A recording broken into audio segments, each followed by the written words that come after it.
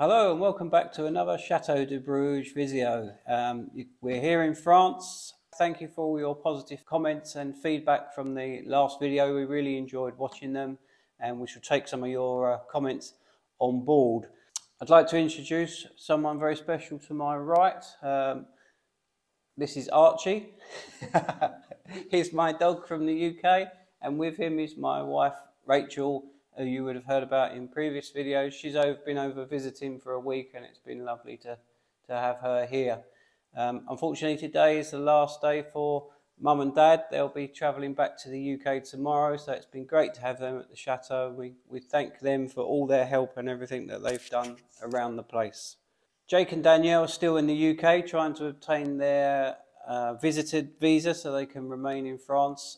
So we don't know when they're going to be back. There seems to be some complications there, but we hope that they'll be back very soon to join us.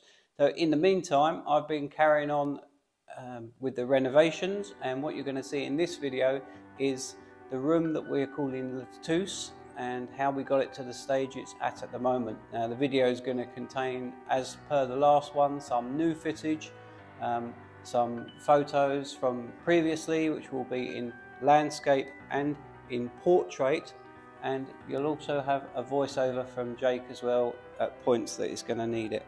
So I think that's everything. Enjoy the video, and Jake, roll the teasers. Let me just check I mentioned everything. Mixture videos, I'll continue, roll the teasers, Jake and Dan's still. Yeah, that's a wrap.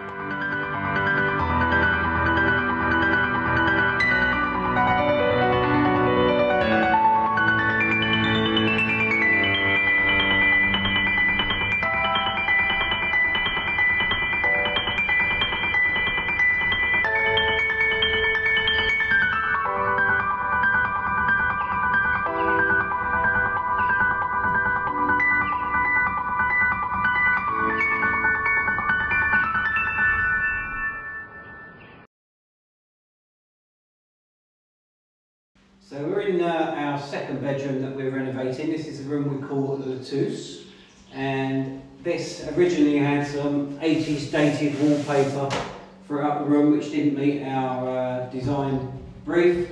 So we took that off and we found underneath that the walls were not of great condition.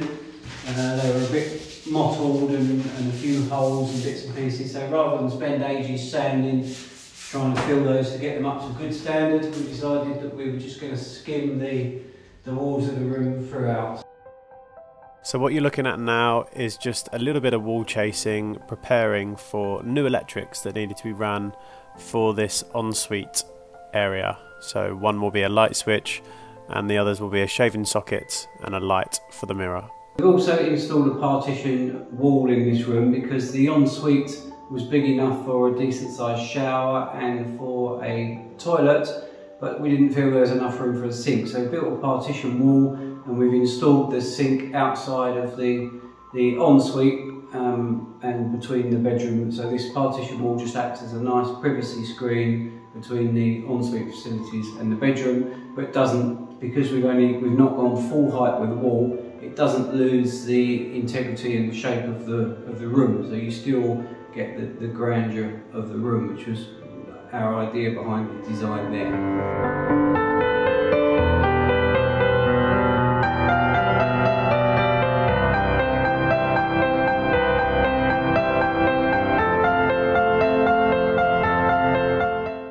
There was originally a door here connecting this and the next bedroom, which we've blocked up and plastered over, and that is now the bedroom wall, so you wouldn't even know that it was there.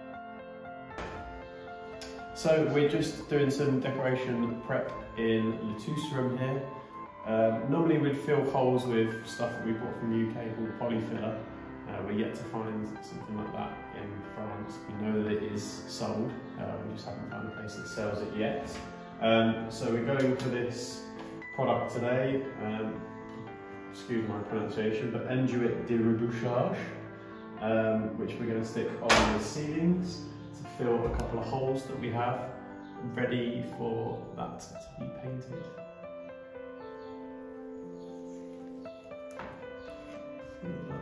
So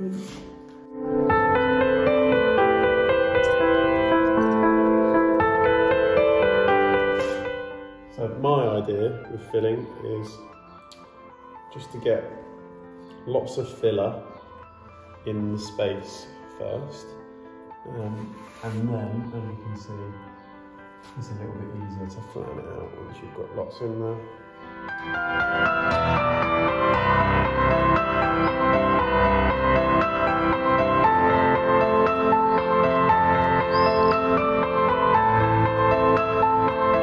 Okay, so we've just finished filling in the gaps that we have in the ceiling. We need to give that a few hours to let that dry before we sand it off and then potentially have to refill it again. So what we're going to do is we're going to move on and do something different. Yesterday, you may not be able to see it on camera, but we put some markings on the wall, very precisely done, to make sure that we were ready to come in and put some panelling up on this bed wall. Now, we went to Brico Marché yesterday and we bought some bits of wood. Decorative panel. Yeah, like decorative wood that we're then going to measure, get cut and start sticking up on the wall. So we've sped this bit of the video up because it took us ages to put these bits of panelling on the wall.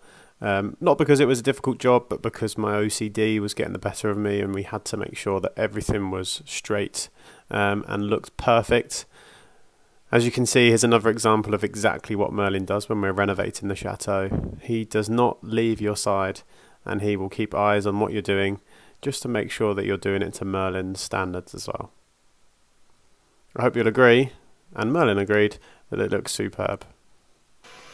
Now, this is no disrespect to Dad's skimming skills, but myself and Danielle felt that the room just needed a light sand just to make it extra smooth before we gave it any paint. Now, life was made incredibly easy when we bought this giraffe sander. It's much easier than using the hand mouse sanders that we used in the last room. Now we're just giving the ceiling a lick of paint. It was a horrible magnolia yellow colour, but we gave it a fresh lick of white and it really brightens up that room. Here's the three colours that Danielle's chosen for this room. We didn't get any footage of us painting these first couple of coats as we were being videoed for our TV show that should be coming out later in the year. So next job for me is out in the main bedroom of our Lutece room. Now you can see here that we have a window opening without any windows. We took these off and took them down to the workshop to sandblast them, and Jake and Danielle have repainted them all up. Danielle's also painstakingly removed all the previous paint that was painted onto the hinges to restore them back to their original sort of brushed chrome effect, which is lovely. So I'm going to go downstairs to the workshop, get the windows, and we'll put these on. I'll show you the hinge mechanism when we come up, because it's quite intricate and quite a nice detail. So I'll go and get the windows and we'll come back up. So I've got one of the windows leaning up against the window opening here, and if I show you the hinge here, you can see it's a standard kind of hinge. It's not a lift off hinge. It's a bolted on hinge, but you can't, there are no fixings that are visible on there. And if you can just about see here, two tiny little studs. Now what happens is this part actually slots inside the frame and into the frame of the window, so that becomes concealed within the wood of the window. And then there's just two little panel pins which go through the window, through these holes, and hold it in place. So the only part that then becomes visible is this nice decorative part here. You don't have any of the horrible hinge showing, or you don't need to chisel out your woodwork or do anything there. So quite a nice way. I've not seen that in anything I've worked in the UK, and as I say, it took me a little while to work out how to get the window off. So my challenge now is to hold the window up, get it back on and get some pins in before it drops out of the frame. So see how we go with that. So the slight issue I'm having now is that trying to get the pins to line up with the holes in the hinges. So I've just raised the window up a little bit tall, seeing whether that makes a difference. I'm wondering if these pins might be a little bit too fat for the job. I'm just going to have a look for some other smaller pins, I think, that See, I can check them on this side. No, they should be fine, so I'm going to persevere.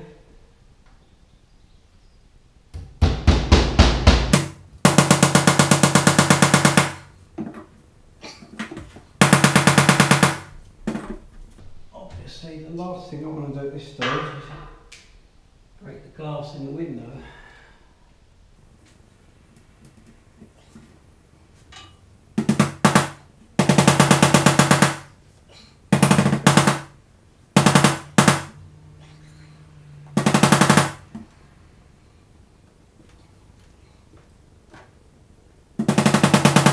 So I've managed to be a little bit braver with the hammer and a bit more aggressive hammering, and managed to get the pins in there.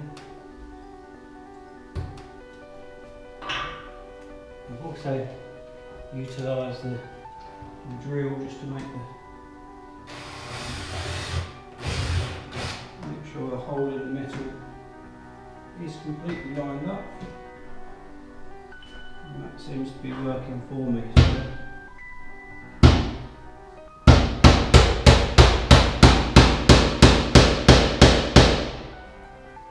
couple more pins in there and we're done. So all the pins are back in, and as you can see, that window's now hinged and working nicely. So I'll crack on, do the same with the other one, and then we'll look at putting on the window furniture.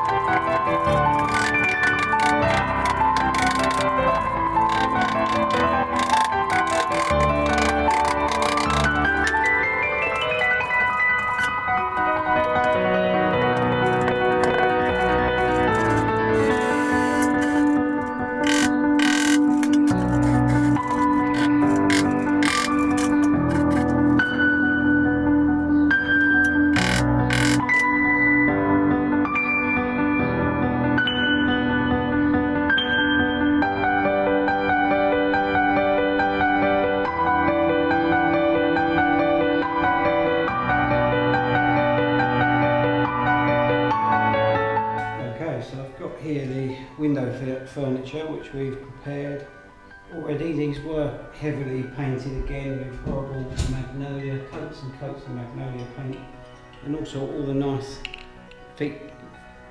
decorative parts which go up to make the window frame as well. We've sanded all these, brushed them all down, got them all back to their lovely chrome plated or brushed chrome finish. So these will go on to make up the window opening. These bits at the top, and then these bits as the guides in the middle, and then the main part is obviously the turny thing. So let's go ahead and get that installed.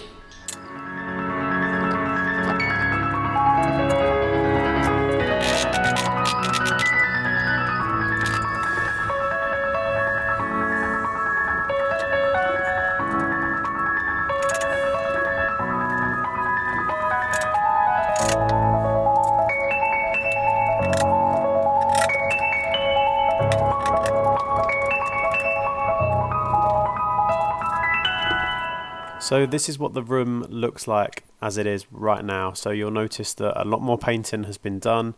You may also notice that there are a few different skirting boards throughout the room that haven't been painted, and that's because they are new skirting boards. We couldn't find any that would match the room in your local DIY shops, so we had to ask our carpenter locally to make some up for us. I'm sure you'll also agree that the dresser and the sink look superb in there, and Danielle's plan is to roll some towels up and place them in that gap to hide all the plumbing underneath. We're now going to show you what we've done so far in the Lutece ensuite. So this is what it looked like when we went in day one. Loads of horrible orange tiles on the wall, so we got rid of those, we took them off, and it left quite a shabby looking wall. So myself and Dad had to knock quite a lot of excess plaster off the wall that the tiles had left, and it left this strange opening, what looked like a door.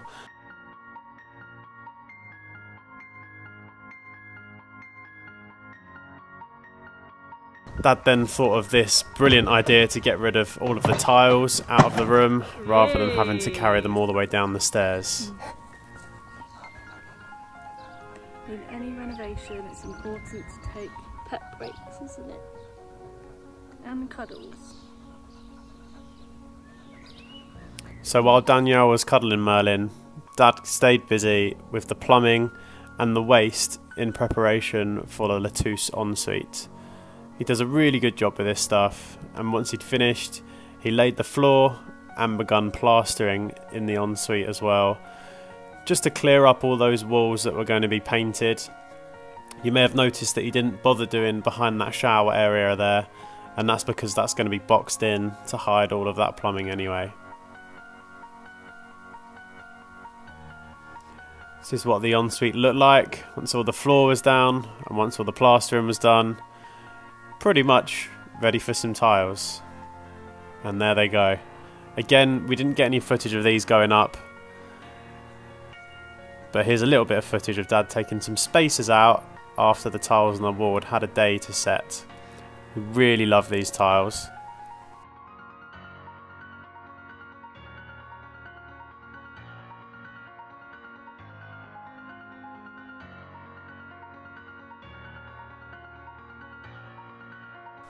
And once the floor tiles went down, as always, it started to make this room feel finished. So, good morning.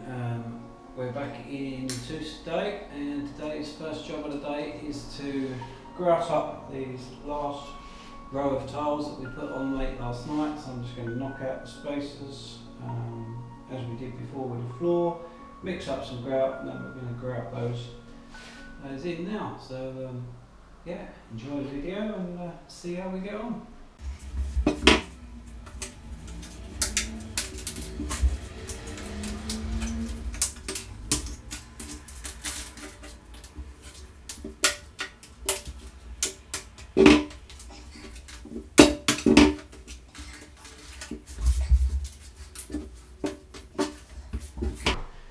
Okay, good. So that's the spacers all out of the way.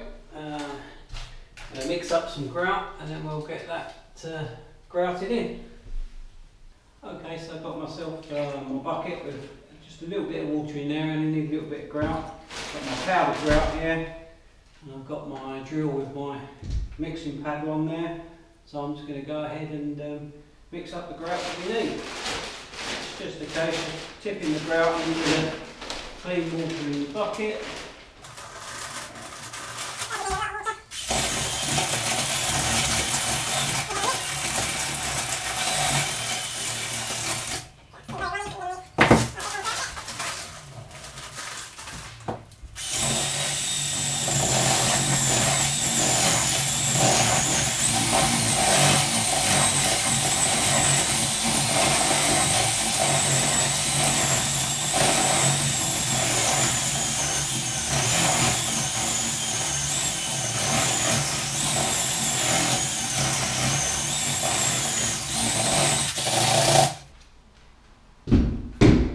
With that, mixed all the lumps out of it.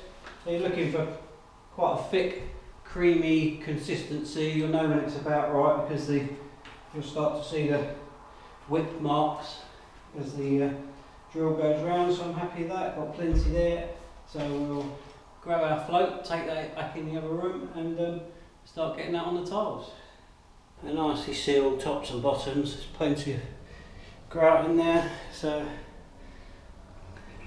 next job for in here is to install the shower screen across this way here, which is just a piece of sheet glass which runs across, and then it's hand this room over to the decorators to get it complete. So job's a good one. So because the decorators are still stuck in the UK, this is how the room currently looks and has looked for the last few days.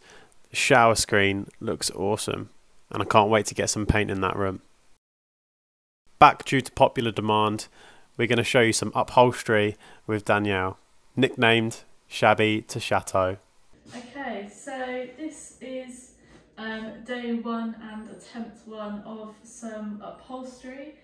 This is the cheapest chair that we bought, or I bought on Facebook Market, probably like a month ago now, and I had to strip it all back to the bare wood. This is the old webbing, Hessian webbing, that needs to come off. I did that another time, and I thought I'd start on the top, probably the hardest bit. the back seat of the chair. So it was bare wood.